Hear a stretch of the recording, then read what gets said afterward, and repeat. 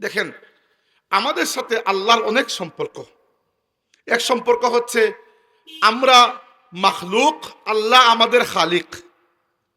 আরেকটা সম্পর্ক হচ্ছে আমরা আব্দ, বান্দা, আল্লাহ আমাদের মাবুদ।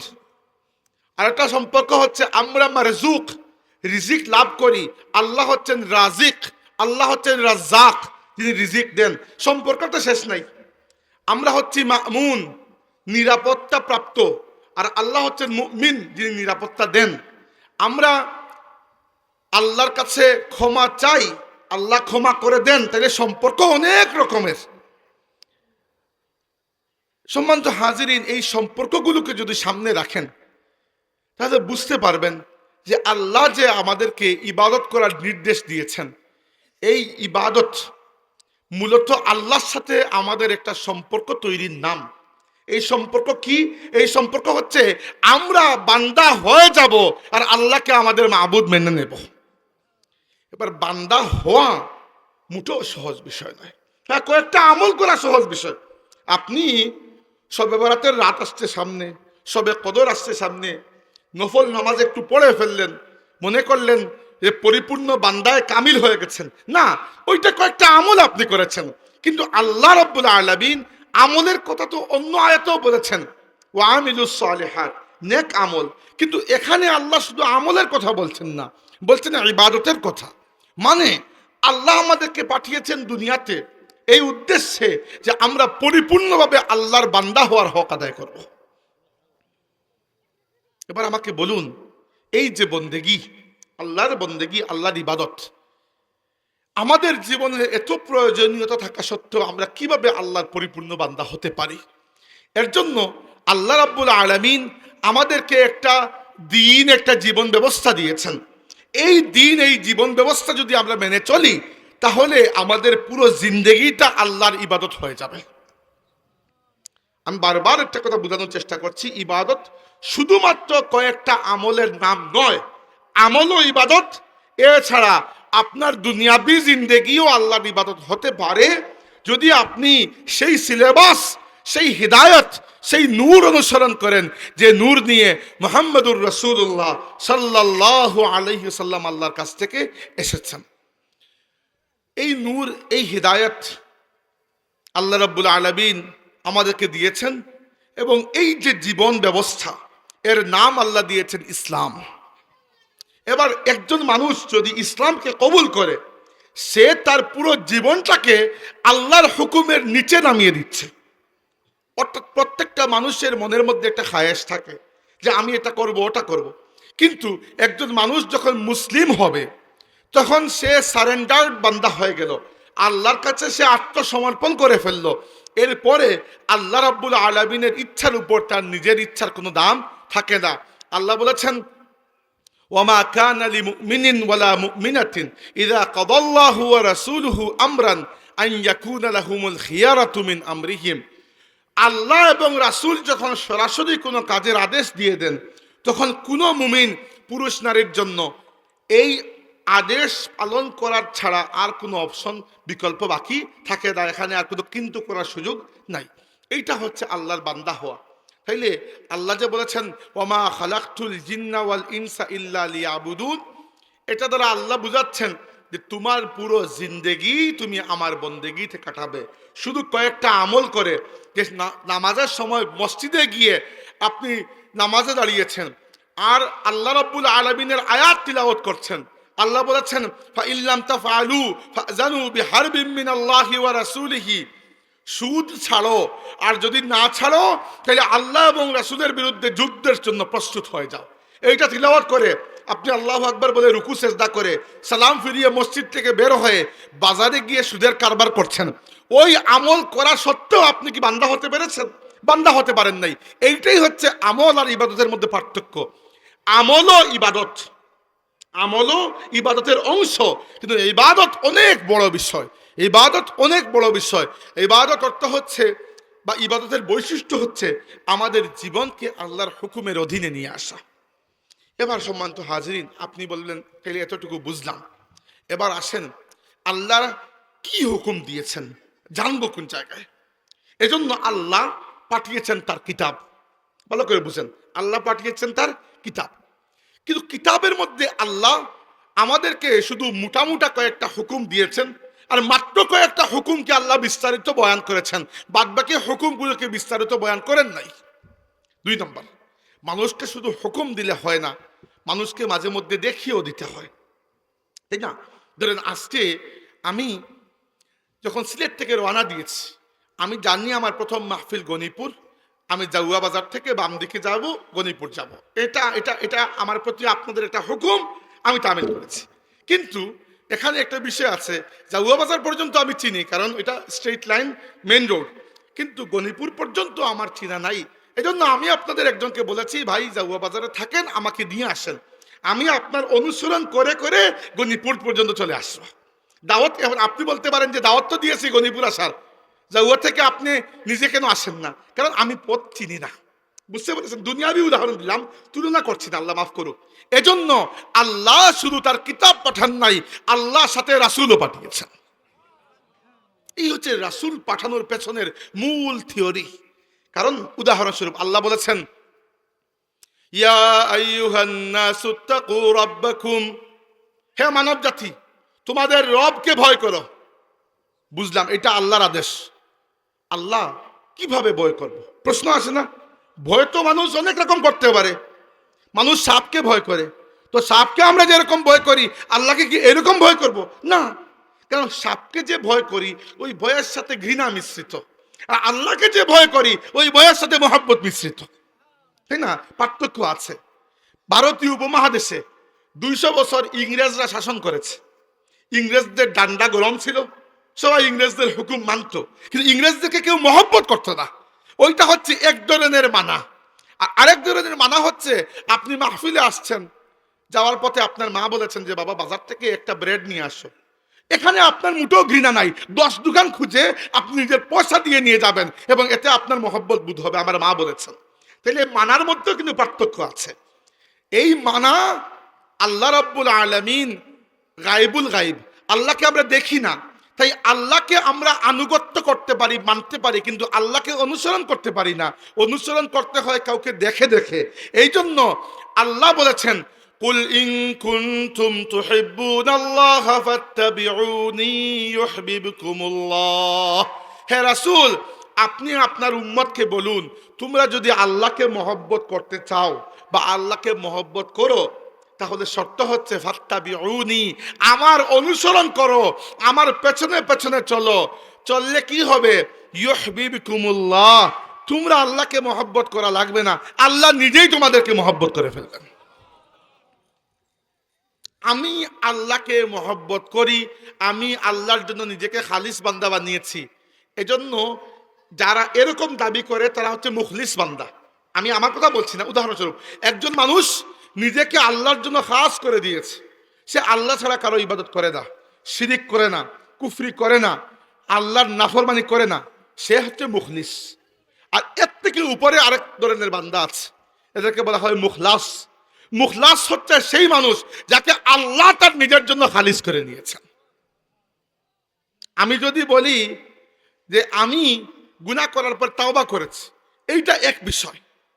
আর আল্লাহর নবীর সাহাবীরা মাঝে মধ্যে যদি কোনো ভুল করে থাকেন, যখন ভুল করেছেন, মাফ চেয়েছেন, তাওবা করেছেন, সেই তাওবা আল্লাহ কবুল করে কুরআন শরীফে ডিক্লেয়ার দিয়ে দিয়েছেন, রাদিয়াল্লাহু আনহুম ওয়া রাদু আনহু। আল্লাহ তাদের প্রতি সন্তুষ্ট, তারাও আল্লাহর প্রতি সন্তুষ্ট। কি বুঝলাম? যে আমি মাফ চাওয়া আর আল্লাহ আমাকে মাফ করে দেওয়া এক বিষয় নয়। এজন্য আমি আল্লাহর জন্য নিজেকে খালিস করে নিয়েছি, আর আল্লাহ আমাকে তার জন্য খালিস করে নিয়েছেন, এটা এক বিষয় নয়। একইভাবে আমি আল্লাহর বান্দা হয়েছি, আমি নিজে দাবি করি আমি আল্লাহর বান্দা, এটা এক বিষয়। আর আল্লাহ যদি কাউকে বলেন অমুক আমার বান্দা, তাইলে তা অনেক বড় বিষয়। একইভাবে আমি বুঝাচ্ছি যেটা, যে আমরা আল্লাহকে মহব্বত করতে চাই, ঠিক আছে, করবই তো। আল্লাহ নবী বলেছেন, উহিব্বুল্লাহ আহিব্বুল্লাহ লিমা ইয়াখযুকুম বিহি মিন নিআমিহি আও কামা ক্বালা। তোমরা আল্লাহকে মহব্বত করো এজন্য যে আল্লাহ তার যাবতীয় নিয়ামত দিয়ে তোমাদেরকে ধনী করে দিয়েছেন, এটা এক বিষয়। আর আল্লাহ যদি কাউকে বলেন যে অমুক কাজ যদি তুমি করো, আমি আল্লাহ তোমাকে মহব্বত করে নেব, এটা অনেক বড় বিষয়। তাইলে এই এতক্ষণ যে কেচাল করলাম আমি, এইগুলার মূল শিক্ষা কি? মূল শিক্ষা হচ্ছে আমাদের জীবনের উদ্দেশ্য ইবাদত। 2 নম্বর কথা হচ্ছে ইবাদত বলতে খালি কয়েকটা আমলের নাম নয়। হ্যাঁ, আমলও ইবাদতের অংশ, কিন্তু ইবাদত অনেক বড় বিষয়ের নাম। আর 3 নম্বর হচ্ছে ইবাদত করে যদি আল্লাহর মহব্বতের ভেতরে ঢুকতে চাই, কাউকে না কাউকে অনুসরণ করতে হবে। কারণ শুধুমাত্র আদেশের আনুগত্য করা যায়, আদর্শের অনুসরণ করা যায় না। আর এজন্য আল্লাহ নবী পাঠিয়েছেন যে নবীর অনুসরণ আমরা করব। এই হচ্ছে মূল কথা, যে আমরা যদি আল্লাহর ইবাদতের হক আদায় করতে চাই, আমরা আল্লাহর নবী সাল্লাল্লাহু আলাইহি ওয়াসাল্লামের অনুসরণ করতে হবে। এজন্য আল্লাহ পাক বলেছেন, রুসুলাম মুবাশশিরিনা ওয়া মুনজিরিনা লিআল্লা ইয়াকুনা লিন-নাসি আলাল্লাহি হুজ্জাতুম বা'দার রুসুল। আল্লাহ তার রাসূলদেরকে পাঠিয়েছেন মুবাশশির এবং মুনজির বানিয়ে। মুবাশশির মানে হচ্ছে যিনি জান্নাতের সুসংবাদ দেন, মুনজির জাহান্নাম থেকে যিনি ভয় দেখান। এজন্য পাঠিয়েছেন যেন রাসূল দুনিয়াতে আসার পরে কেউ কিয়ামতের দিন আল্লাহর কাছে আর কোনো অজুহাত দিতে না পারে যে আমি তো জানতাম না। কেন জানতে না? রাসূল তো তোমার কাছে গিয়েছিলেন। এজন্য আমাদের জীবনটা যদি আমরা ইবাদতের মধ্যে সাজাতে চাই, সেই ইবাদত যদি আমাদেরকে নিতে হয় কারো কাছ থেকে, আমার আপনার দিন, শরীয়ত, ইসলাম আমাদের আল্লাহর সন্তুষ্টি পাওয়ার একমাত্র ওসিলা আমার আপনার নবী আকা মাওলা সরওয়ারে কাউনাইন ইমামুল আম্বিয়া আল মুস্তাফা ওয়াল মুজতাবা মুহাম্মদুর রাসূলুল্লাহ সাল্লাল্লাহু আলাইহি ওয়াসাল্লাম। এবার এতক্ষণ বললাম ভূমিকা, এবার আসুন মূল ওয়াজে। নবীকে দেখে দেখে জীবন কিভাবে সাজাবো? নবীকে দেখে দেখে জীবন কিভাবে সাজাবো? প্রথমে আমাকে বলুন, এই উম্মতের মধ্যে কয়টা ভাগ আছে? মূলত 2 ভাগ এই উম্মতের মধ্যে। 2 ভাগটা খুব সিম্পল। এক ভাগ হচ্ছে যারা নবীকে নিজের চোখে দেখেছেন, আরেক ভাগ হচ্ছে যারা দেখেন নাই। পার্থক্য আছে না? আল্লাহ নবী বলেছেন, লা তামাসসুন নারু মুসলিমান রাআনি, যে মুসলমান আমাকে চোখে দেখলো আল্লাহ তার জন্য জাহান্নামের আগুনকে হারাম করে দিয়েছেন। তো আপনি আমি জিন্দেগিতেও এই সৌভাগ্যে পৌঁছাতে পারবো?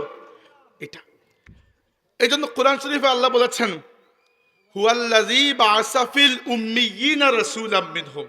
আর পরের আয়াতে বলেছেন, ওয়া আখারিনা মিনহুম লাম্মা ইয়ালহাকু বিহিম। উলামা কেরাম বলেছেন এই উম্মতের মধ্যে 2টা ভাগ। এক ভাগ হচ্ছে উম্মিয়িন, আরেক ভাগ আখারিন। উম্মিয়িন বলা হয় সেই সময়কার আরব জাতিকে যারা আল্লাহর নবীর হাতে হাত থেকে ইসলাম কবুল করেছেন।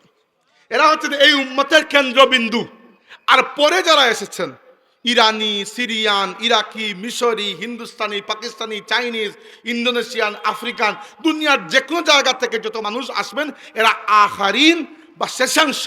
তাই উম্মিয়িন আর আখারিনের মধ্যে একটা পার্থক্য আছে। এবার উম্মিয়িন আর আখারিনের মধ্যে কি পার্থক্য? উম্মিয়িনদের সুবিধা ছিল, তারা নবীকে চোখে দেখে দেখে ইসলাম পালন করেছেন, তাদের জন্য কোনো সমস্যা ছিল না। নবী নিজে নামাজ আদায় করেছেন এবং নামাজের সময় বলেছেন, সল্লু কামা রাআইতুমুনি উসাল্লি, তোমরা আমাকে যেভাবে নামাজ পড়তে দেখো এভাবে নামাজ পড়ো।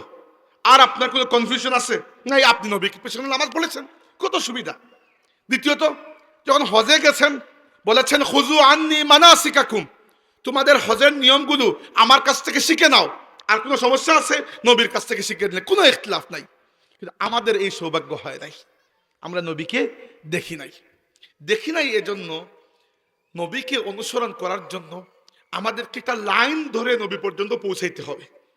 কারণ আমাদের নবী সাল্লাল্লাহু আলাইহি ওয়াসাল্লামের কোনো ভিডিও তো আমরা বানিয়ে রাখি নাই যে কিভাবে নামাজ পড়েছেন।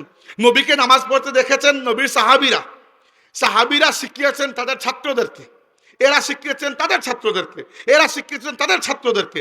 এইভাবে আস্তে আস্তে ইমাম, আইম্মা, উলামা, মুজতাহিদিন হয়ে আমাদের কাছে এসে ইসলাম পৌঁছে গেছে। এই জন্য আমাদেরকে একটু মেহনত বেশি করতে হয়। নবীর আমল অনুযায়ী যদি জিন্দেগি আমরা কাটাতে চাই, তাহলে আমাদেরকে এই লাইন ধরে নবী পর্যন্ত পৌঁছাতে হবে এবং দেখতে হবে নবী সত্যিকার অর্থে তার নিজের জীবনটা কিভাবে কাটিয়েছে। দ্বিতীয় আর একটা গুরুত্বপূর্ণ কথা হচ্ছে, নবী দুনিয়া থেকে বিদায় নেওয়ার সময় কোনো মানুষকে তার নিজের জায়গায় বসিয়ে যান নাই। আবার বলছি, কথাটি দায়িত্ব নিয়ে বলছি আমি, নবী দুনিয়া থেকে বিদায় নেওয়ার সময় আমাদের নবী সাল্লাল্লাহু আলাইহি ওয়াসাল্লাম কোনো মানুষকে নিজে তার খলিফা নামজাদ করে যান নাই। আপনি বলবেন তাইলে আবু বকর রাদিয়াল্লাহু আনহুকে তো আমরা প্রথম খলিফা বলি। হ্যাঁ, আবু বকর রাদিয়াল্লাহু আনহু প্রথম খলিফা। আবু বকর রাদিয়াল্লাহু আনহুকে আল্লাহর রাসূল অ্যাপয়েন্টমেন্ট দিয়ে যান নাই, উম্মত আবু বকর রাদিয়াল্লাহু আনহুকে খলিফা নির্বাচন করেছিল। অর্থাৎ সমস্ত সাহাবীরা আবু বকর রাদিয়াল্লাহু আনহুকে খলিফা নির্বাচন করেছেন। হ্যাঁ, আল্লাহর নবী ইঙ্গিত দিয়ে গেছেন, সরাসরি বলে যান নাই। কিন্তু আল্লাহর নবী সাল্লাল্লাহু আলাইহি ওয়াসাল্লাম দুনিয়া থেকে বিদায় নেওয়ার সময় আমাদের জন্য দুইটা জিনিস তার পেছনে রেখে গেছেন। দুইটা জিনিস ভালো করে শুনেন, কিয়ামত পর্যন্ত এই দুইটা জিনিসের মাধ্যমে আমরা নবীকে চিনতে পারবো। কি সেগুলো হচ্ছে, আল্লাহর রাসূল বিদায় হজের খুতবায় বলেছেন, তারাকতু ফীকুম আমরাইন। আরেকটা হাদিসে এসেছে তারাকতু ফীকুম সাকালাইন। হে আমার উম্মত, আমি তোমাদের জন্য দুইটা ভারী জিনিস রেখে যাচ্ছি, খুব ওজনদার, খুব গুরুত্বপূর্ণ। লান তাদিল্লু মা ইন তামাসসাকতুম বিহিমা আবাদা।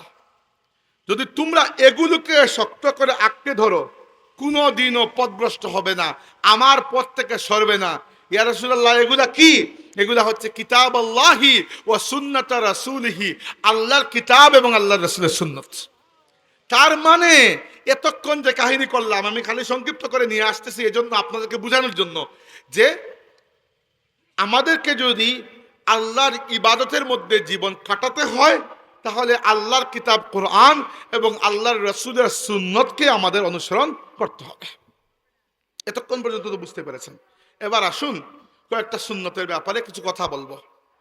দেখেন, ইসলাম আমাদেরকে সন্ন্যাস জীবন শিখায় নাই, কখনো বলে নাই বিয়ে শাদী বাদ দিয়ে, পরিবার পরিজন বাদ দিয়ে, কাপড় চোপড় বাদ দিয়ে জঙ্গলে চলে যাও, বলেছে ইসলাম? কখনো বলে নাই। হ্যাঁ, খ্রিস্টানদের মধ্যে কেউ কেউ এটা করে। ইসলামে এরকম কোনো সন্ন্যাস, কোনো রাহবানিয়ত নাই। ইসলামের মধ্যে কি আছে? ইসলামের মধ্যে আছে একটা ব্যালেন্স জীবন। এই ব্যালেন্স জীবন কিরকম একটা উদাহরণ দেই। আল্লাহ বলেছেন, ইয়া আইয়ুহাল্লাযীনা আমানু ইযা নুদিয়া লিস-সালাতি মিন ইয়াউমিল জুমআতি ফাসআউ ইলা যিকরিল্লাহি ওয়া যারুল বাই', যালিকুম খায়রুল লাকুম ইন কুনতুম তা'লামুন। আল্লাহ বলেছেন, হে ঈমানদাররা, জুমার নামাজের যখন আজান হয়ে যায়, ব্যবসা পাতির দোকানপাট লেনদেন সব বন্ধ করো, মসজিদে চলে আসো। তোমাদের জন্য এটা উত্তম। তাহলে এই এক সাইড ঠিক আছে, আল্লাহ আসলাম, নামাজ পড়লাম সুন্দর করে, এরপরে কি করবো? আল্লাহ বসে থাকবো না। ফাইজা কুদিয়াতিস সালাতু ফান্তাশিরু ফিল আরদি ওয়াবতাগু মিন ফাদলিল্লাহ। নামাজ শেষ করার পরে মসজিদ থেকে বের হও, জমিনে ছড়িয়ে পড়ো, আল্লাহ জমিনে যে রিজিক রেখেছেন ওইগুলো অন্বেষণ করো। দেখেন, ইসলাম কিন্তু ব্যালেন্স জীবন দেয় নাই আপনাকে। যে যখন আল্লাহ ডাক দিয়েছেন বা আল্লাহর পক্ষ থেকে মুয়াজ্জিন বলেছে হাইয়া আলাস সালাহ, চলে আসো মসজিদে, আর যখন নামাজ শেষ হয়ে যায় বের হও, বের হয়ে গিয়ে রিজিক অন্বেষণ করো। এই হচ্ছে ইসলামের ব্যালেন্স জীবন ব্যবস্থা। আল্লাহ নবী আমাদেরকে এই রকম ব্যালেন্স জীবন ব্যবস্থা উপহার দিয়ে শিখিয়ে গেছেন। এবার আসুন কিছু কিছু বিষয়ে কয়েকটা সুন্নতের কথা আজকে বলতে চাই। দেখেন, আল্লাহর রাসূলের সাহাবীরা রাসূলুল্লাহ সাল্লাল্লাহু আলাইহি ওয়াসাল্লামকে বড় মহব্বত করতেন তো, তাই না? এই মহব্বতটা ছিল টু ফোল্ড, দুই রাস্তায়, দুই ধরনের।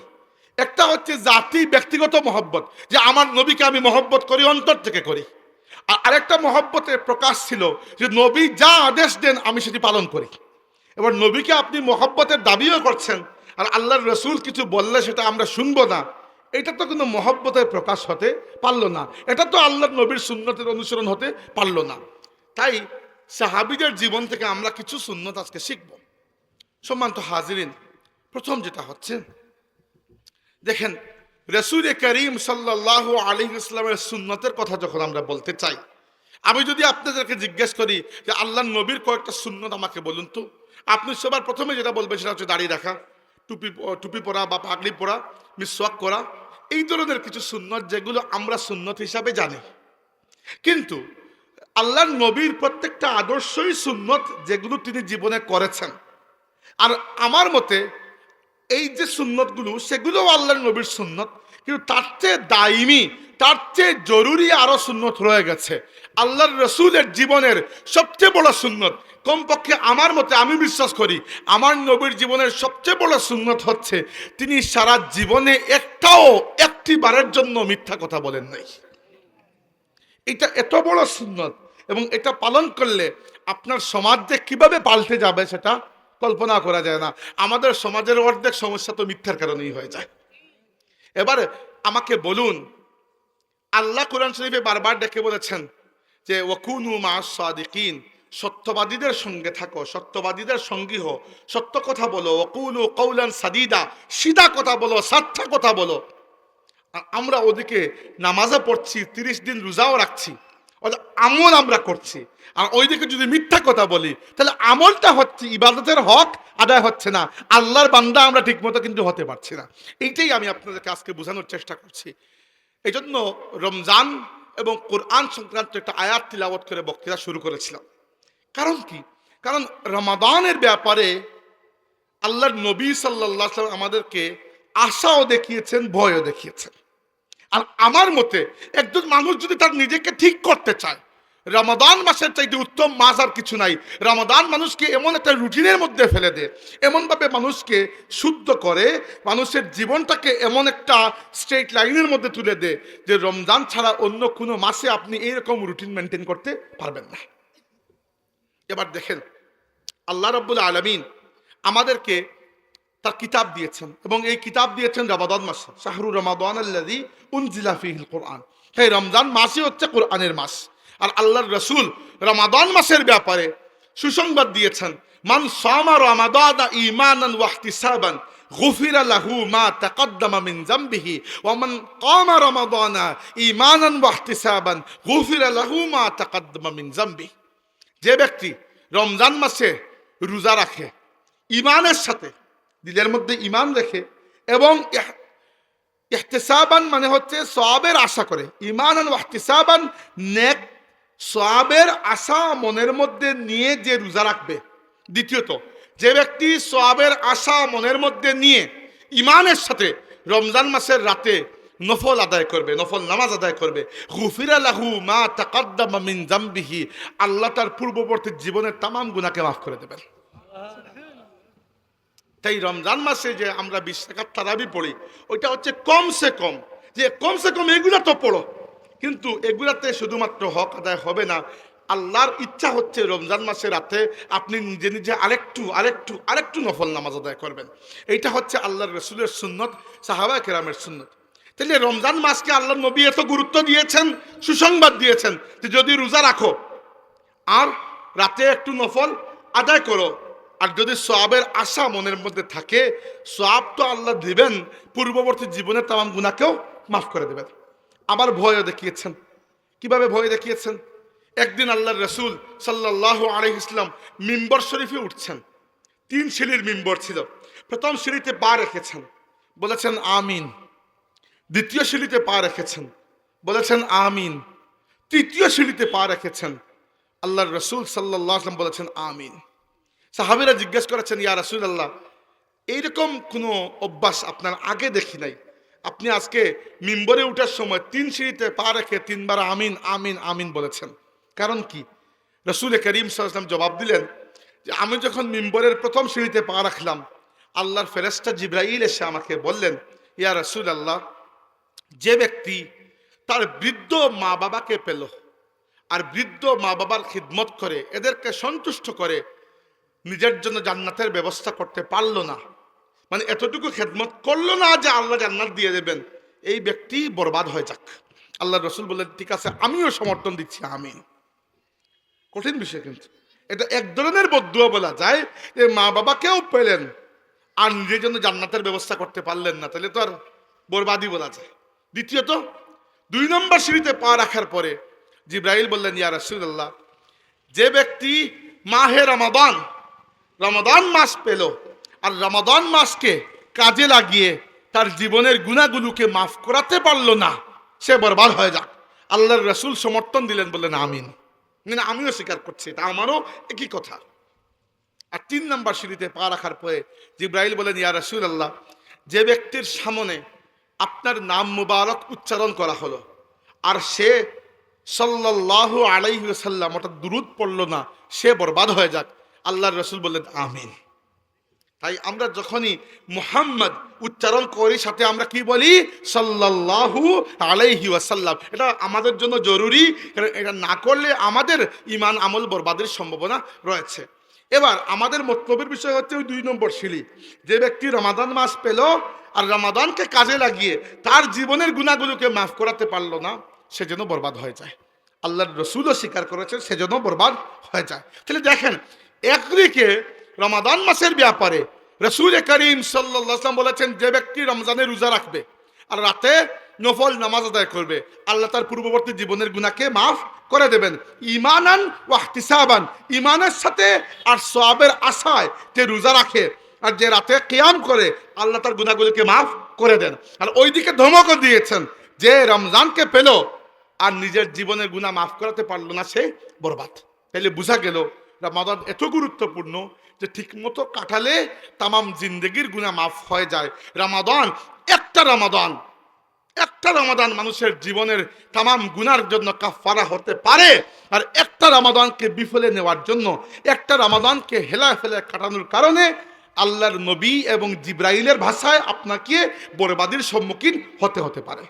তাইলে এই যে রমাদান মাসের বিষয়টা সামনে রেখে আমরা আল্লাহর রাসূলের কিছু বিষয় শিখবো আজকে, যে আমরা আমাদেরকে আল্লাহর নবীর রং অনুযায়ী, আমরা নিজেদেরকে আল্লাহর রং অনুযায়ী কিভাবে রঙাবো। আল্লাহর রং আছে না, আল্লাহ বলেছেন সিবগাতাল্লাহ ওয়া মান আহসানু মিনাল্লাহি সিবগা। তোমরা আল্লাহর রঙে রঙিন হও, আর আল্লাহর রং থেকে সুন্দর রং আর কার হতে পারে? আল্লাহর রং দেখতে হলে রাসূল করিম সাল্লাল্লাহু আলাইহি ইসলামের রং মানে তরজে আমল, তরজে জিন্দেগি। রং মানে শরীরের কালার নয়, রং মানে হচ্ছে জীবনের সুন্নত, জীবনের আদর্শ দেখতে হবে। প্রথমে আসুন আল্লাহর রাসূলের আদর্শের ব্যাপারে আজকে আমরা কয়েকটা সুন্নত শিখবো, যতক্ষণ সময়, বেশি সময় 20 মিনিট মাত্র আসি। প্রথম সুন্নত হচ্ছে এমন একটা কথা বলবো, বলার পরে আপনারা বলবেন ও আল্লাহ এটা আর এমন কি, কিন্তু এরকম বলবেন না, জরুরি। আমি আবার বলছি, এরকম বলবেন না, জরুরি। আল্লাহর রাসূলের জীবনের একটা বড় সুন্নত ছিল, রাসূলুল্লাহ সাল্লাল্লাহু আলাইহি ওয়াসাল্লাম ক্ষমা করে দিতেন মানুষকে। আমরা বলবো যে আমরাও তো ক্ষমা করি না, সেই পর্যায়ের ক্ষমা আপনি করতে পারবেন না যে পর্যায়ের ক্ষমা আমার নবী করেছেন। সবচেয়ে প্রথমে সবচেয়ে জরুরি ক্ষমা হচ্ছে রাসূল করিম সাল্লাল্লাহু আলাইহি ওয়াসাল্লাম মক্কার জমিনকে আল্লাহ রাব্বুল আলামিন যখন আর ইসলামের জন্য নিয়ে আসছেন না, মক্কার জমিনের মানুষ তেমন ইসলাম কবুল করছে না, আর এই সাথে মক্কার মানুষ, মক্কার কাফিররা আল্লাহর রাসূলের প্রতি, সাহাবাদের প্রতি নির্যাতন নিপীড়ন বাড়িয়ে দিচ্ছে। একই সাথে আবু তালিব এবং আমাদের মা খাদিজা রাদিয়াল্লাহু আনহা দুইজনই ইন্তেকাল করেছেন। তো মক্কার জমিনটা আল্লাহর নবীর জন্য বড় কঠিন হয়ে গেছে। রাসূলুল্লাহ সাল্লাল্লাহু আলাইহি ওয়াসাল্লাম চিন্তা করেছেন যে আমি মক্কা শরীফ থেকে বেরিয়ে অন্য কোনো শহরে যদি যাই, আর ওই শহরের মানুষ ইসলাম কবুল করে, তাহলে ওই শহরকে কেন্দ্র বানিয়ে আমি ইসলামের দাওয়াত আবার শুরু করব নতুন করে। এই জন্য গিয়েছেন তায়েফ। তায়েফ শহরটা মক্কা থেকে একটু দূরে। সাথে একজন সাহাবী যায়েদ ইবনে হারিসা রাদিয়াল্লাহু আনহু, রাসূল করিম সাল্লাল্লাহু আলাইহি ওয়াসাল্লাম তায়েফের মানুষকে দাওয়াত দিয়েছেন।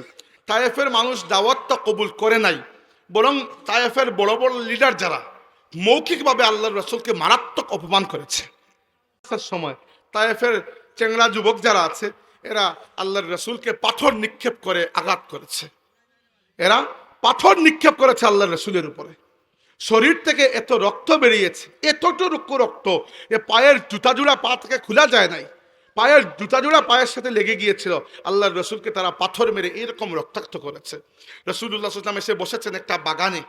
ওই বাগানে একটা গাছের নিচে বসে আল্লাহর কাছে দোয়া করেছেন, আল্লাহুম্মা ইলাইকা আশকু দুআফা কুওয়াতি ওয়া কিল্লাতা হিলাতি ওয়া হাওয়ানি আলান নাস ইয়া আরহামার রাহিমিন আনতা রাব্বুল মুস্তাদআফিন ইলা মান তাকিলুনি। হে আল্লাহ, আমার শক্তি কম, সরঞ্জাম কম, আমি স্বীকার করছি আমার মানুষ কম, আমি তেমন মানুষকে আমার কাছে আনতে পারছি না আপাতত, কিন্তু আল্লাহ হে রহমান রহিম, তুমি আমাকে কার হাতে ছেড়ে দিলে? মানে এই মানুষগুলো আমার সাথে এইরকম আচরণ করে বেড়বে, এটাও তুমি হতে দিচ্ছ আল্লাহ। এই দোয়াটা মুখ থেকে নয়, অন্তর থেকে এই দোয়াটা বের হচ্ছে। চিন্তা করেন, আল্লাহ তাবারাক ওয়া তাআলা যাকে রাহমাতুল্লিল আলামিন বানিয়ে পাঠিয়েছেন, দুনিয়াতে একদল বদবখ তাকে পাথরের আঘাতে জর্জরিত করেছে। তাও তিনি নাউজুবিল্লাহ কোনো অপরাধ তো করেননি, করার তো প্রশ্নই আসে না। তিনি শুধু ইসলামের দাওয়াতটা দিয়েছিলেন। আল্লাহ তার ফেরেশতা জিবরাইলকে পাঠিয়ে দিয়েছেন। জিবরাইল এসে বলেছেন, ইয়া রাসূলুল্লাহ, আমি সাথে একজন ফেরেশতা নিয়ে এসেছি যিনি পাহাড়ের দায়িত্বে। আপনি একটিবার আদেশ করুন, তায়েফ উপত্যকার দুই পাশের পাহাড়গুলোকে একত্রিত করে তায়েফের মানুষকে আমি দুনিয়া থেকে নিশ্চিহ্ন করে দেব। আল্লাহ আদেশ করে দিয়েছেন। আমার নবী সাল্লাল্লাহু আলাইহি ওয়াসাল্লাম বলেছেন, জিবরাইল খবরদার এই কাজ করবে না, এরা আমাকে চিনতে পারে নাই নিশ্চয়ই, এদের পরবর্তীরা ইনশাআল্লাহ আমাকে চিনতে পারবে। এমনকি আল্লাহ নবী আল্লাহর কাছে বলেছেন, ফাইল্লাম ইয়াকু গাদাবুন আলাইয়া বিকা ফালা উবালি। আল্লাহ এই এত জুলুম, এত মুসিবত, এত অপমান, এত পরীক্ষা নিরীক্ষা সহ্য করার পরও যদি তুমি আল্লাহ আমার উপর নারাজ না থাকো, তুমি আল্লাহ আমার উপর রাজি থাকো, আমার আর কোনো অভিযোগ আল্লাহ থাকবে না। এই জন্য আল্লাহ বলেছেন, ওয়ামা আরসালনাকা ইল্লা রাহমাতাল লিল আলামিন। ক্ষমার এর থেকে বড় উদাহরণ আর কিছু হতে পারে? দুই নম্বর, মক্কা শরীফ থেকে আমার নবী সাল্লাল্লাহু আলাইহি ওয়াসাল্লামকে বাধ্য করা হয়েছিল যে তিনি হিজরত করতে, নইলে নিজের জন্মভূমি, স্বাভাবিক এটা মায়া আছে না, কেউ যাবে ফেলে? মক্কা থেকে বের হওয়ার সময় আমার নবী সাল্লাল্লাহু আলাইহি ওয়াসাল্লাম কেঁদেছেন। আব্দুল্লাহ ইবনে আব্বাস রাদিয়াল্লাহু আনহু বলেছেন, আল্লাহর রাসূলের দাড়ি মুবারক পানিতে ভিজে গেছে এবং বলেছেন, হে মক্কা ভূমি, আমি তোমাকে বড় মহব্বত করি, তোমার সন্তানরা যদি বাধ্য না করতো আমি কখনো তোমাকে ছেড়ে যেতাম না। এই অবস্থায় আল্লাহ আমার নবীকে সান্ত্বনা দিয়েছেন, বলেছেন, ইন্নাল্লাযী ফারাদা আলাইকাল কুরআনা লারাদ্দুকা ইলা মাআদ। হে নবী, যিনি আপনাকে কোরআন দিয়েছেন সেই আল্লাহ আবার আপনাকে আবার আপনার জন্মভূমিতে ফিরিয়ে নিয়ে আসবেন। 8 বছর পরে আমার নবী সাল্লাল্লাহু আলাইহি ওয়াসাল্লাম ঘর থেকে বের হচ্ছেন। তো বের হওয়ার সময় জিবরাইল এসে সংবাদ দিলেন, ইয়া রাসূলুল্লাহ, মক্কার দারুন নদওয়ায় বৈঠক হয়েছে, আপনাকে হত্যার ব্যাপারে মক্কার মানুষ একমত। আর মক্কার প্রত্যেক গোত্র থেকে, প্রত্যেক কাবিলা থেকে এক একজন যুবক তরবারি হাতে আপনার ঘরকে ঘিরাও করে রেখেছে। ওই অবস্থায় আল্লাহর নবী ঘর থেকে বেরিয়েছেন। আর তিনি যখন মক্কা শরীফ বিজয় করেছেন মাত্র 8 বছর পরে, যে আল্লাহর রাসূল মক্কা থেকে বেরিয়ে গিয়েছেন সাথে মাত্র একজন সাহাবী আবু বকর সিদ্দিক রাদিয়াল্লাহু আনহু, সেই নবী 8 বছর পরে 10,000 সাহাবা নিয়ে মক্কা শরীফকে বিজয় করেছেন। কিন্তু মক্কা শরীফ বিজয় করার পরে কাবা শরীফকে, এই মূর্তি, তাদের যে 360টা মূর্তি ছিল না, এই মূর্তিগুলো তাকে পাক সাফ করে কাবা শরীফ তাওয়াফ করে কাবা শরীফকে আবার মিল্লাতে ইব্রাহিমের আদর্শের উপরে আমার নবী ফিরিয়ে এনেছেন। এনে যখন দাঁড়িয়েছেন, মক্কাবাসী সামনে এসে দাঁড়িয়েছে এবং এরা সবাই সেদিন অপরাধী তো এরা আল্লাহর রাসূলকে হত্যার ষড়যন্ত্র করেছে, ঘর থেকে বের হতে বাধ্য করেছে, সাহাবা কেরামকে নির্যাতন করেছে, সুমাইয়া রাদিয়াল্লাহু আনহার মতো অনেক সাহাবীকে হত্যা পর্যন্ত করেছে। এরা আমার নবীর উপর বদর উহুদ যুদ্ধ লড়েছে, কম তো করে নাই। তো আজকে যদি তিনি অর্ডার দিতেন যে মক্কার মানুষের একেবারে খতম করে ফেলো, কোনো বিষয় ছিল না। মক্কার মানুষকে খতম করার মতো সাহাবা কেরামের এই পাওয়ারটা তখন ছিল। আল্লাহর রাসূল জিজ্ঞেস করেছেন, হে মক্কাবাসী, তোমরা আমার কাছ থেকে কি আশা করছো? তোমরাই বলো যে তোমরা কি আশা করছো।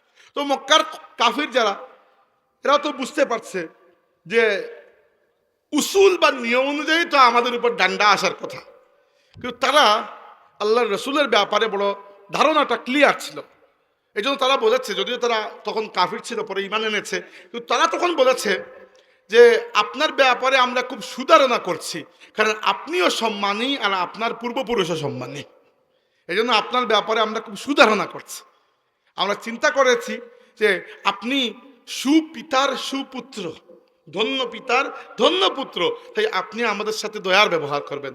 রাসূলুল্লাহ সাল্লাল্লাহু আলাইহি ওয়াসাল্লাম, এখন দেখেন সেই দিন কিন্তু আমার নবীর পাওয়ার একচ্ছত্র, যা বলবেন ওইটাই আইন, কোনো ব্যক্তি আটকানোর নাই। রাসূলুল্লাহ সাল্লাল্লাহু আলাইহি ওয়াসাল্লাম বলেছেন, আকুলু মা ক্বালা ইউসুফু লি আখিহি ইযহাবু লা, বলেন না ইউসুফ আলাইহিস সালাম কি বলেছেন, লা আলাইকুমুল ইয়াউম, আয়াতটা ভুলে গেছি, কিন্তু আমি নিজেও হাফিজে কোরআন, কিন্তু মাঝে মধ্যে আয়াত পাতা থেকে ছুটে যায়। তো আমি রাসূল সাল্লাল্লাহু আলাইহি ওয়াসাল্লাম বলেছেন, আমি আজকে সেই কথাই বলবো যে কথা ইউসুফ আলাইহিস সালাম তার ভাইদেরকে বলেছিলেন যে আজকের দিনে তোমাদেরকে কোনো প্রতিশোধ আমি নেব না, ইযহাবু ফাআনতুমুত তুলাকা, তোমরা যাও, তোমাদের সবাইকে আমি মুক্ত করে দিয়ে দিলাম। একমাত্র ৩-৪ জন মানুষকে সুনির্দিষ্ট হত্যার অপরাধের কারণে আল্লাহর নবী মৃত্যুদণ্ড দিয়েছেন, মাত্র ২-৩ জনকে, বেশি দেন নাই। আর বাকি সবাইকে হাজার হাজার মক্কাবাসীকে আল্লাহর রাসূল সেদিন মাফ করে দিয়েছেন। এবার বলেন তো আমাকে, একজন মুসলমানের মধ্যে এই কোয়ালিটি বিলকুল নাই, আর সে এমনিতে তাসবিহ বা আমল করে, সে কি আল্লাহর বান্দা হওয়ার আর আল্লাহর রাসূলের উম্মত হওয়ার পরিপূর্ণ হক আদায় করতে পেরেছে?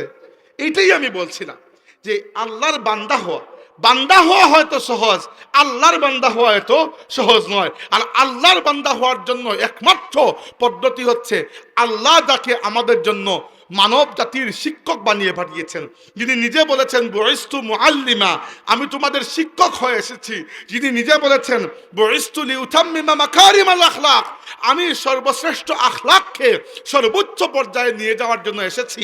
সেই নবীকে অনুসরণ করা ছাড়া আমাদের জন্য অন্য কোনো পথ নাই। আল্লাহ আমার নবী, এই জন্য আগে বলেছিলাম আমি আল্লাহর বান্দা, এটা এক বিষয়, আর আল্লাহ যদি কাউকে বান্দা বলেন এটা অন্য বিষয়। তো আমি নিজে বলছি যে আমি আল্লাহর বান্দা, আর আমার নবী আল্লাহর সেই বান্দা যাকে আল্লাহ বলেছেন সুবহানাল্লাযী আসরা বিআবদিহি লাইলাম মিনাল মাসজিদিল হারামি ইলাল মাসজিদিল আকসা, পাক সেই জাত যিনি নিজে তার বান্দাকে নিয়ে গেছেন মসজিদে হারাম থেকে মসজিদে আকসা পর্যন্ত। আমার বাবা, আমাদের মুসলিম জাতির পিতা ইব্রাহিম খলিলুল্লাহ যখন অগ্নিকুণ্ডে নিক্ষিপ্ত হচ্ছেন তখন বলেছিলেন হাসবি আল্লাহ, হাসবি আল্লাহ ওয়া নি'মাল ওয়াকিল। তিনি বলেছিলেন হাসবি আল্লাহ, আমার জন্য আল্লাহ যথেষ্ট। তিনি নিজে বলেছেন আমার জন্য আল্লাহ যথেষ্ট। আর আমার নবীকে আল্লাহ বলেছেন ইয়া আইয়ুহান নাবিয়্যু হাসবুকাল্লাহ, হে আল্লাহর নবী আপনার জন্য আল্লাহ যথেষ্ট। বেশ কম আছে না দুইটার মধ্যে? বেশ কম আছে। একজন আল্লাহকে বলছেন হে আল্লাহ তুমি আমার জন্য যথেষ্ট, আর আমার নবীকে আল্লাহ বলেছেন হে আমার নবী তোমার জন্য আমি যথেষ্ট। আমার নবী সাল্লাল্লাহু আলাইহি সাল্লামের আগে অন্যান্য নবীদের ব্যাপারে আমরা দেখি, নাউজুবিল্লাহ, আমি কোনো নবীকে তাওহীন করছি না, এটা করে তো কুফরি। আমি শুধু আমার নবীকে বড় করছি এবং এটা আমার কাজ। আমার নবীকে যদি আমি বড় করে না দেখি তাহলে তো আমার ঈমান থাকবে না। আমার ঈমানের সমস্ত মার্কাজ, আমার উস্তাদ বলতেন যে রাসূলুল্লাহ সাল্লাল্লাহু আলাইহি ওয়াসাল্লাম হচ্ছেন মার্কাজে মিল্লাত। বড় সুন্দর শব্দ। মার্কাজ বলা হয় কেন্দ্র, একেবারে কেন্দ্রকে মার্কাজ বলা হয় না। আর মিল্লাত মানে জাতি। এই মুসলিম জাতির মধ্যখান হচ্ছেন আল্লাহর নবী। রাসূলুল্লাহ থাকার কারণে এই উম্মত পয়দা হয়েছে। আল্লাহর নবীকে সরিয়ে দিলে অন্য কোনো মাধ্যমে আপনি উম্মতকে এক জায়গায় রাখতে পারবেন না, উম্মত টুকরো টুকরো হয়ে যাবে। তো আল্লাহর রসুলের, আমার উস্তাদ বলতে যে উনি হচ্ছেন আল্লাহর রসুল হচ্ছেন মার্কাজে মিল্লাত। এই পুরো উম্মতে মুহাম্মাদি, এই যে মিল্লাত, এই যে মিল্লাতে ইব্রাহিম, এই মিল্লাতে ইব্রাহিমের নিউক্লিয়াস, একেবারে মধ্যখানের সর্বোচ্চ যিনি ব্যক্তিত্ব, যাকে ঘিরে এই পুরো মিল্লাতে ইব্রাহিম বর্তমানে ঘুরছে, তিনি হচ্ছেন আমার আপনার নবী সাইয়্যিদুল মুরসালিন জনাবে মুহাম্মদুর রাসূলুল্লাহ সাল্লাল্লাহু আলাইহি ওয়াসাল্লাম। এই জন্য কি বলছিলাম যে অন্য নবীদেরকে কাফিররা যখন মৌখিকভাবে বা অন্য কোনোভাবে অ্যাটাক করেছে, আল্লাহ সেই নবীকে জবাব শিখিয়ে দিয়েছেন যে আপনি জবাব দিন। নূহ আলাইহিস ইসলামকে যখন আল্লাহ বললেন যে নূহ তুমি একটা নৌকা বানাও, ওয়াসনাইল ফুলক, নৌকা বানাও। কোরআন শরীফে এসেছে ওয়াসনাউল ফুলকা কুল্লামা মাররা আলাইহি মালাউম মিন কওমিহি সাখিরু মিনহু। যখন তিনি নৌকা বানাচ্ছেন ওই এলাকার গণ্যমান্য হুমলা চুমলা যারা আছে এরা ঠাট্টা তামাশা শুরু করেছে, পানি নাই তুমি নৌকা বানাচ্ছ কেন খামোখা। তখন আল্লাহ নূহ আলাইহিস সালামকে জবাব শিখিয়ে দিয়েছেন আপনি জবাব দিন, আজকে তোমরা আমাদেরকে নিয়ে তামসা করছো, ইন তাসখারু মিন্না ফা ইন্না নাসখারু মিনকুম কামা তাসখারুন। তোমরা আজকে আমাদেরকে নিয়ে তামসা করছো, ঠাট্টা করছো, একদিন কিছুদিন পরে এমন আসবে যে আমরা তোমাদেরকে নিয়ে সেইভাবে হাসবো, সেভাবে তামাশা দেখবো তোমাদের, যেভাবে আজকে তোমরা আমাদেরকে নিয়ে তামাশা করছো। দেখেন আল্লাহ নবীদেরকে জবাব শিখিয়ে দেন, আর আমার নবী সাল্লাল্লাহু আলাইহি সাল্লামকে ইঙ্গিত করে হাত তুলে পাপিষ্ঠ আবু লাহাব বলেছিল তাব্বাত লাকা ইয়া মুহাম্মদ, মুহাম্মদ তুমি ধ্বংস হয়ে যাও। আল্লাহ বলেছেন তাব্বাত ইয়াদা আবি লাহাবিন ওয়া তাব, আবু লাহাবের হাত ধ্বংস হোক, আবু লাহাব নিজে ধ্বংস হয়ে গেছে। আল্লাহ জবাব শিখিয়ে দেন, নিজে জবাব দিয়ে দিয়েছেন। এমনকি আল্লাহ বলেছেন, ইন্না কাফাইনাকাল মুস্তাহজিইন, হে আমার নবী, আপনাকে যারা ইস্তেহজা করে, গালমন্দ, ঠাট্টা তামাশা, টিটকারি করা এগুলা করে, তাদের জন্য আপনার পক্ষ থেকে আমি আল্লাহই যথেষ্ট। তো দেখেন হাজিরিন, আল্লাহর রসুলের প্রতি এই যদি আপনার ভক্তি, শ্রদ্ধা, ভালোবাসা থাকে, তাহলে সুন্নতের অনুসরণ আপনার জন্য বোঝা মনে হবে না, আপনি মহব্বতেই অনুসরণ করবেন। যেমন উদাহরণস্বরূপ আমি এমন মানুষকে দেখেছি, নাম বলবো না, যারা মিসওয়াক করার সময় অত্যন্ত তাজিম বা অত্যন্ত মনের মধ্যে আনন্দ খুশি নিয়ে মিসওয়াক করেন। টুথব্রাশ দিয়ে ব্রাশ করার সময় এরকম দেখা যায় না। কারণ কি? মিসওয়াক করা আল্লাহর রাসূলের সুন্নত। এইটা শুধু আপনি যে আদেশ পালন করছেন, যেভাবে ইংরেজের আদেশ পালন করতেন, বিষয়টা এরকম নয়। এখানে মহব্বতের জজবার মধ্যে আপনি আদেশ পালন করছেন। এটা জরুরি। ফুজলুল সাহেব কিবলা রাহমাতুল্লাহ আলাইহি এই জায়গায় খুবই জোর দিতেন। আমি সারা জীবন আমার দাদাকে যতদিন দেখেছি বা যতটুকু চিনতে পেরেছি, এই জায়গায় খুবই জোর দিতেন যে উম্মতের সাথে, আল্লাহর রাসূলের সাথে উম্মতের তাল্লুকটা যেন মজবুত থেকে মজবুত হয়। কারণ কি? আল্লাহর রাসূল সাল্লাল্লাহু আলাইহি ইসলাম মাক্কি জীবনে শুধু মেহনত করেছেন ইমানের উপরে, শুধু ইমানের উপরে। মাক্কি জীবনে শেষ দিকে শুধু মেরাজের রাতে নামাজ ফরজ হয়েছে, আর মক্কি জীবনে কোনো ইবাদত কিছুই আসে নাই, সব এসেছে মদিনায় যাওয়ার পরে। তাহলে মক্কায় আল্লাহ নবী কিসের দাওয়াত দিলেন? মক্কায় শুধু এদের মধ্যে ইমানের আগুন পয়দা করেছেন। একবার যখন ইমানের আগুনে পুড়ে এরা সুনা হয়ে গেছে, খাঁটি সুনা হয়ে গেছেন, এরপরে আল্লাহ বলেছেন, ইয়া আইয়ুহাল্লাযিনা আমানু, হে ঈমানদাররা, এই করো সেই করো, ওইটা বাদ দাও এটা বাদ দাও। সাহাবাদের মুঠেও আর কোনো কষ্ট হয় নাই, কারণ অলরেডি ভেতরে ইমানের নূর পয়দা হয়ে গিয়েছিল। এই জন্য ফুলতুল সাহেবতুল্লাহকে আমি দেখেছি এই ব্যাপারে মেহনত করতে। আমি ছোটকালে বুঝতে পারি নাই, নিজেরও আকল কম ছিল যে আমার দাদা এই জায়গায় কেন জোর দিচ্ছেন। আজকে বুঝতে পারি, কারণ এই তাল্লুক মজবুত না হলে আপনি সুন্নতের অনুসরণ বাদ দেন, এমনকি আল্লাহর সাথেও যদি আপনার সম্পর্কটা শুধুমাত্র ভয়ের হয়, তবুও আপনি সব কাজ করতে পারবেন না যতক্ষণ না মহব্বতের সম্পর্কটাকে আপনি ডেভেলপ করবেন। আল্লাহর ওলিরা এই জায়গায় মেহনত করেন কিন্তু, যে আল্লাহর সাথে একটা মহব্বতের সম্পর্ক তৈরি হোক। নাইলে আপনি আমাকে বলুন যে কোনো মানুষ সে আল্লাহর আদেশ নিষেধ মানছে, কিন্তু তাকে আল্লাহ রাব্বুল আলামিনের মহব্বত ছুঁইতে পারে নাই, আল্লাহর মহব্বত থেকে তার দিলটা খালি, এই মানুষ কিন্তু খুব বেশি দিন ইবাদতের মধ্যে মশগুল থাকতে পারে না। আসলে কোনো মানুষকে জবরদস্তি কেউ রোজা রাখাতে পারবে? যদি আল্লাহর মহব্বত, আল্লাহর ভয়, আল্লাহর গায়রাত তার মনের মধ্যে না থাকে, যে আমার আল্লাহ আমাকে দেখছেন, এটা যদি না থাকে, তাকে রোজা রাখানো তো সম্ভবই নয়। সে পানি খেয়ে আসবে কোন জায়গা থেকে আপনি দেখবেনই না। এইভাবে রাসূলুল্লাহ সাল্লাল্লাহু আলাইহি ওয়াসাল্লামের সুন্নতের অনুসরণ করার জন্য আল্লাহর রাসূলের প্রতি তাআল্লুক মজবুত হওয়া। একটা সুন্নত বললাম, ক্ষমা করা। এই জন্য আমি বলেছি যে আপনাদেরকে, আমাদের সমাজে ক্ষমার গুণটা কমে যাচ্ছে আস্তে আস্তে, এবং মানুষ প্রচন্ড প্রতিশোধ পরায়ণ হয়ে যাচ্ছে। ভাইয়েরা আমার, ক্ষমা করতে শিখি। আসুন আমরা ক্ষমা করতে শিখি। ক্ষমা আল্লাহর রাসূলের সেই গুণ, যে গুণ তিনি তায়েফের মানুষকে দেখিয়েছিলেন। আর তায়েফের মানুষ ক্ষমা পাওয়ার লায়কই ছিল না। আসলেই সত্যি কথা, আমি যদি ওই জায়গায় আল্লাহ নবীর সাথে থাকতাম, আমি বলতাম, ইয়া রাসূলুল্লাহ, এদেরকে ক্ষমা করবেন না। আমিও বলতাম, আমার নবীকে এরা এইভাবে আঘাত করেছে, আমি তো চাইতাম এরা মরে যাক। আপনি তো চাইতেন, কিন্তু আমার নবী রাহমাতুল লিল আলামিন ক্ষমা করে দিয়েছেন। মক্কাবাসী দেখেন, এমন কি যাকে ক্ষমা করার কোনো কারণই ছিল না। উদাহরণস্বরূপ আমি বোঝানোর জন্য বলছি, তিনি পরে সাহাবী হয়েছেন। আল্লাহর রাসূলের চাচা হামজা রাদিয়াল্লাহু আনহুর হত্যাকারী ওয়াহশী, পরে তিনি ইসলাম কবুল করেছেন রাদিয়াল্লাহু আনহু। ওয়াহশী এমন একজনকে হত্যা করেছেন, শহীদ করেছেন, হামজা রাদিয়াল্লাহু আনহু, যার ব্যাপারে অনেক মানুষের ধারণা, উলামায়ে কেরামের, তিনি যদি বেঁচে থাকতেন আল্লাহর নবীর পরে প্রথম খলিফা হতেন হামজা রাদিয়াল্লাহু আনহু। এইরকম ক্লোজ, এই তো সম্পর্ক। তিনি আল্লাহর নবীর চাচা, বন্ধু, পরামর্শক, অভিভাবক, বিয়ের সাক্ষী। আল্লাহর রাসূলের বিয়ের সাক্ষী হচ্ছে হামজা রাদিয়াল্লাহু আনহু। এছাড়া তিনি আল্লাহর নবীর দুধ ভাই, কারণ দুইজনের মধ্যে চাচা বাতিজা হলেও বয়সের পার্থক্য মাত্র 2 বছর। হামজা রাদিয়াল্লাহু আনহু আমার নবী থেকে মাত্র 2 বছরের বড়।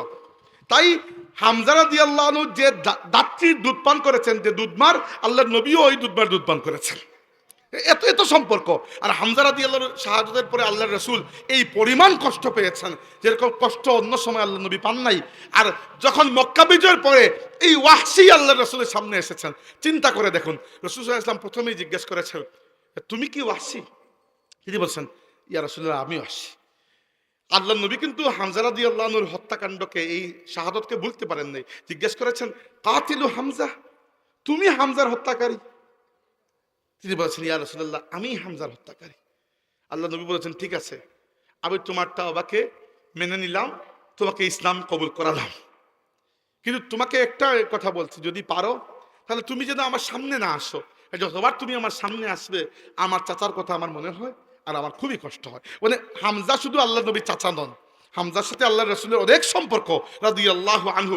কিন্তু ওয়াহশীকে যদি আল্লাহ রসুল ক্ষমা নাও বা করতেন, তবুও তো জায়েজ ছিল। তো আমি বলছি, আল্লাহ নবীর উপর তো বাধ্যবাধকতা করে নাই যে ওয়াহশীকে ক্ষমা করতে হবে, কিন্তু ক্ষমা করে দিয়েছেন। এজন্য আল্লাহ রাব্বুল আলামিন বলেছেন তাকে রহমতুল্লিল আলামিন। আর তিনি নিজে বলেছেন যে ইন্নামা আনা রাহমাতুন মুহদাতুন, ইন্নামা আনা রাহমাতুন মুহদাতুন, আমি আল্লাহর রহমতের হাদিয়া, আল্লাহর রহমতের উপহার হয়ে তোমাদের জন্য এসেছি। আমি আল্লাহর রহমতের হাদিয়া তোমাদের জন্য। সম্মানিত হাজিরিন, এই যে গুণটা, চলুন সামনে রমজান মাসকে সামনে রেখে প্রথমে আমরা এই কাজটা করি যে জীবনে বিশেষ করে প্রতিবেশী এলাকার মানুষ, আশেপাশে বা রক্ত সম্পর্কের আত্মীয় যাদের সাথে আমাদের সম্পর্ক নষ্ট হয়ে গেছে, এদের সাথে আমরা সম্পর্ক ঠিক করি। আমি এমন মানুষও দেখেছি, নাম বলবো না, যিনি নিজের আপন ভাইয়ের সাথে এত দুশ্মনী করেছেন যে আপন ভাইকে বলে দিয়েছেন যে আমি মরার পরে তুমি যেন জানাজা না পড়ো, আমার মুখ না দেখো। এবং ওই ভাইও উল্টো করে সেম কথা আবার বলেছেন। এরকম মানুষকে আমি চিনি, নাম বলবো না। বলে এটা কোনো মুসলমানের অভ্যাস হতে পারে? এই জন্য সামনের আমার ওয়াজ শেষ, সামনে রমজান, রমজানকে সামনে রেখে কিছু কাজ করতে পারেন। প্রথমত গরিব আত্মীয় স্বজনের একটু খোঁজ খবর নেবেন, এলাকার মানুষের সাথে সম্পর্কটাকে বিল্ড আপ করেন। কারণ আপনি এলাকা ছেড়ে তো অন্য কোথাও যাচ্ছেন না, আপনি মরার পরে তো এরাই তো আপনার জানাজা পড়বে, তাই না? এরাই তো কবর দেবে। আর আল্লাহর রাসূল বলেছেন, যে মুসলমানের জানাজায় 40 জন মুমিন মুসলমান শরিক হয়, ওই 40 জনের শরিক হওয়াকে আল্লাহ ওই ব্যক্তির জন্য শাফাআত হিসাবে কবুল করে দেন। আপনি এলাকার সব মানুষের সাথে দুশ্মনী লাগিয়ে রেখেছেন, শরিক হবে কেউ? শরিক হবে না। আর হলেও তো আপনার উপরে আহসান করতেছে, তো আপনি তো খারাপ মানুষের কাজ করেছেন। বিশেষ করে আমার ভাইয়েরা, আত্মীয়তার সম্পর্ককে ভাঙবেন না, এটা এত বড় অপরাধ। আল্লাহ রাসূল বলেছেন, লা ইয়াদখুলুল জান্নাতা কাতিউন, আত্মীয়তার সম্পর্ককে যে ব্যক্তি কর্তন করে, কেটে দেয়, সে জান্নাতে প্রবেশ করবে না। দয়া করে রক্ত সম্পর্কের আত্মীয়তা ভাঙবেন না।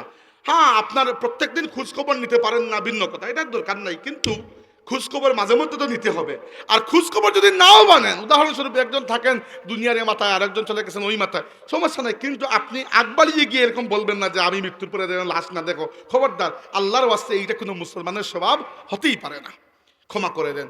আর আপনার নিজের এলাকার মানুষের সাথে যদি কোনো দুশ্মনী থাকে আপনার, বা কোনো কথা কাটাকাটি থাকে, ক্ষমার এই গুণটা আল্লাহর রাসূলের কাছ থেকে যদি আমরা না শিখি, আল্লাহর নবীর সবচেয়ে বড় সুন্নত হচ্ছে তিনি জীবনে মিথ্যা বলেন নাই। আর আমরা যদি হাঁটতে বসতে খালি মিথ্যা কথাই বলি, অপ্রয়োজনীয় মিথ্যা কথা বলি, তাহলে আমরা কয়েকটা আমল হয়তো করতে পারলাম, ইবাদতের হক কিন্তু আদায় করতে পারলাম না।